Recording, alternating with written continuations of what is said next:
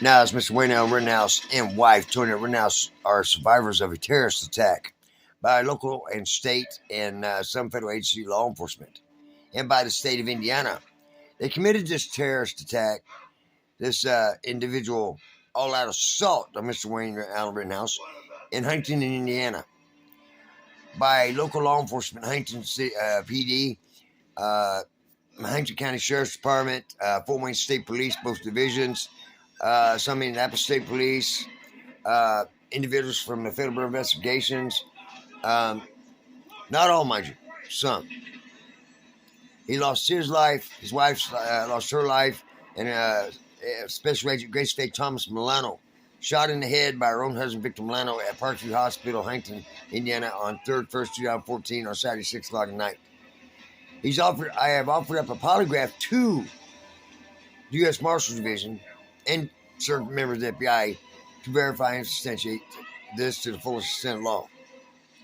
Now, as I've explained before, you can do as you do. But if you trust any law enforcement in the United States at this present time, you're a fool.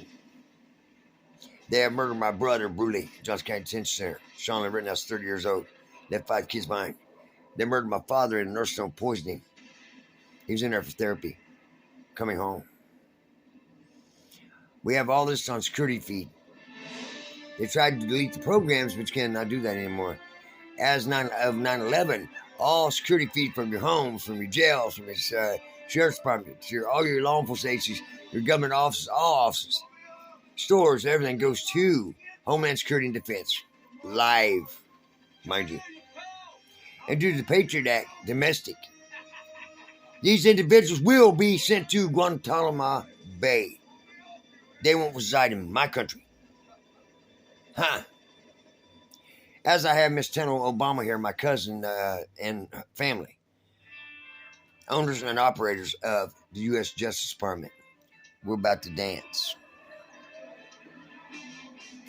On Little Miss Fancy Pants, Agent Safari Sanchez, a.k.a. Samantha Hacker, Fort Wayne Bureau of Investigation. Do not trust this individual.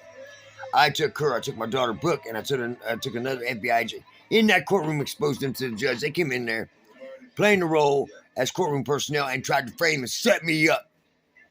A theft charge over a $1.38 house key and a 50-cent keychain by Christian Buzzard, a.k.a. Jesse Jane, my ex-fiancée of 3 years. And a text that they can't verify and substantiate the duration of. Has somebody else's name on it. But I got arrested on 2 outstanding warrants for this bullshit. Small claim stuff. Garbage. That's what it is. Right now, I'm filing charges against them for entrapment. As every one of these individuals corresponded and made contact with me prior to the alleged crime, which is entrapment. So, Mr. Little Patrick Hacker, if you want to dance, you take your little Steven Seagal. Well, I took Steven staying on polygraph at Parkview Hospital. Ask him. He said he's a pit bull. He keeps coming back. I was saving women's lives from dirty cops, raping, sexual sodomizing the women. They held my wife up by the hair of her head in the hallway. Patrick Hacker did. Sexual raping, sodomized her dead, lifeless body. She was dead. On national television, 21 Live News, 15, and on security feed. And they still tried to cover it up. I took Senator Richardson down. I took Amy Richardson down. I had Steven Seagal arrested, but they let him go. Not this time. I broke Miss Gracie Faye Thomas Milano, Central Intelligence operative, U.S. military Marine. Now, this is coming to you, Miss Major Michelle Griffith. You sat there across your legs while they murdered your sister in front of you. You let law enforcement murder your sister.